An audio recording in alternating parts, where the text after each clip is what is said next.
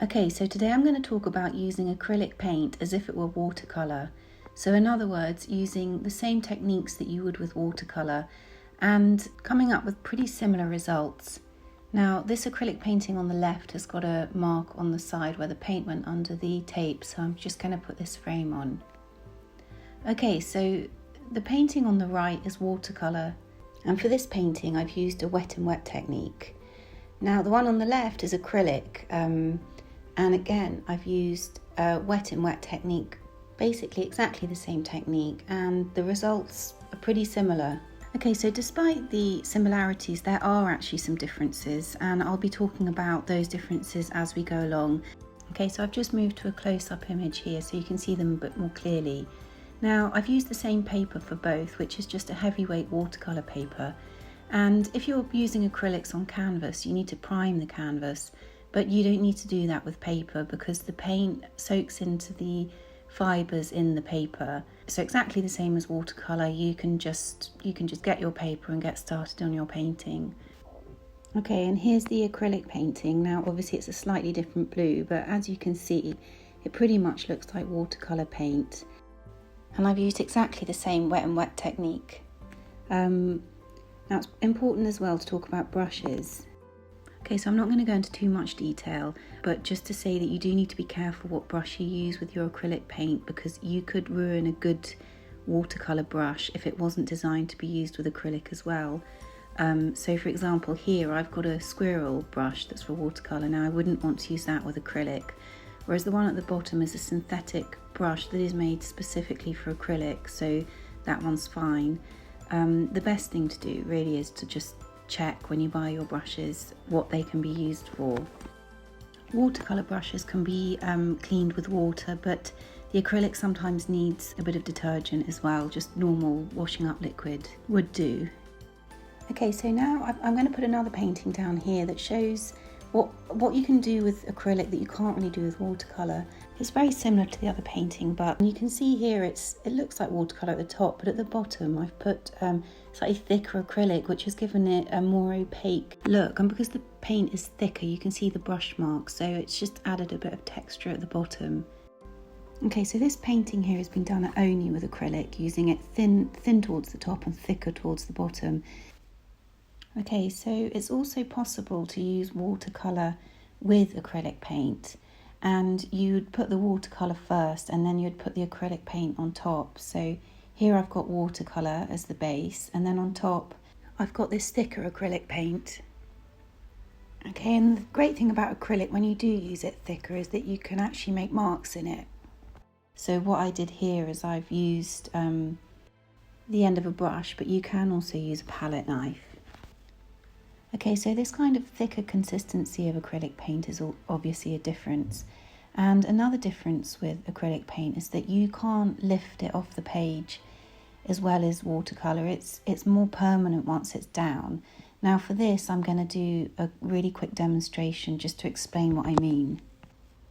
Okay, so here we go. I've got a normal piece of watercolour paper, and I'm just going to get my palette ready with my acrylic paint and my watercolour paint. Now I'm using two colours. I'm going to use the same colours in watercolour and the same colours in acrylic. That's Cobalt Blue and Payne's Grey. Now I'm just mixing the colours together and using plenty of water, and I'm just doing exactly the same for both paints, the watercolour and the acrylic. And I'm getting clean water. Okay, so I'm going to do watercolour at the top, and first of all I'm going to wet the paper because I just want to show a wet and wet technique. Okay, so there you go. Here's the watercolour paint going onto the wet paper. So that's just a normal wet on wet technique. And here on the right, I'm going to do wet on dry. And I think I'll lift some of that paint at the top with some water. So there, the paint is now being pulled up into the area where I've put the water. Okay, so the same with the acrylic. I'm going to do wet on wet. So you can see it's exactly the same as the watercolour. It's just getting pulled across the wet page there. But I'm going to do the same here, wet on dry, and then I'm going to pull the top up with some water. Now here the watercolour has spread more into that water, And I think in general, I would say that the acrylic does move around less than the watercolour.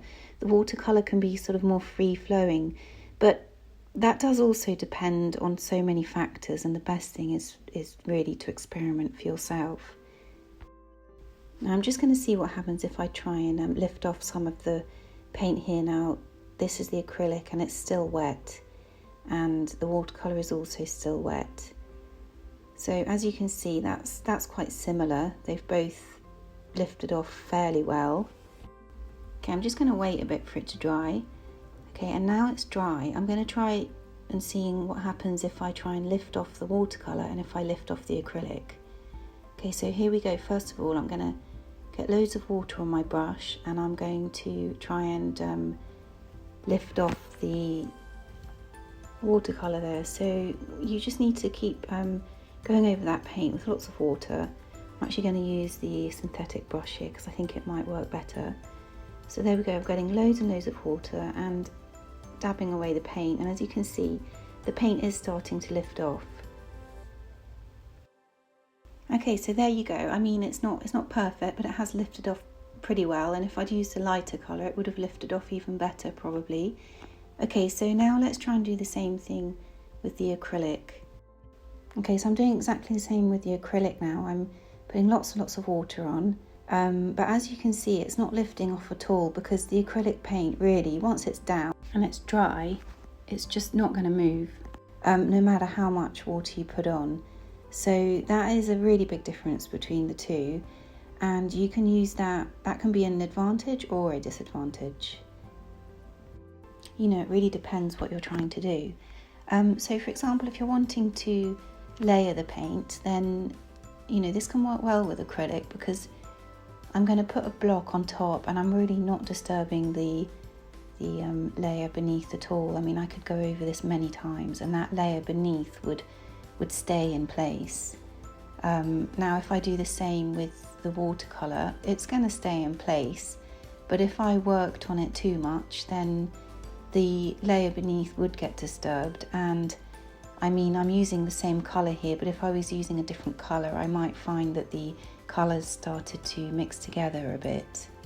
But it does depend on what you want. I mean, you might not want such a hard edge that the acrylic gives. You might want a sort of softer edge, and you might want the paints to mix together slightly. So it's not to say that one is better than the other, they're just different, and you need to experiment for yourself. To really get an understanding of what the differences are. Okay, so another really important difference that I haven't talked about is that watercolour paint tends to dry lighter than when it's wet, and acrylic paint tends to dry darker. This demonstration hasn't really shown that because I've put different amounts of water with each different paint, but yes, it is another important difference between the two. I'm just going to do a quick recap of the similarities and differences between using acrylic as watercolour. So yes, acrylic can be used in the same way as watercolour, and it can be used on watercolour paper. You need to use special brushes for acrylic, so that's something to watch out for.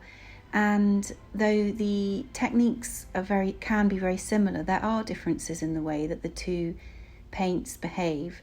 And the main thing really to remember is that acrylic paint is much more permanent once it's down than watercolour, so this can affect things like lifting off and layering. Okay, and another thing is that acrylic paint can be used much thicker than watercolour, as well as thin like watercolour. And another important thing to remember is that acrylic dries darker where watercolour dries lighter. Okay, so I really hope that this has been useful, and if you like this video then please hit like or leave a comment, and if you want to see similar videos in the future then please subscribe to my channel. Okay, thank you, bye.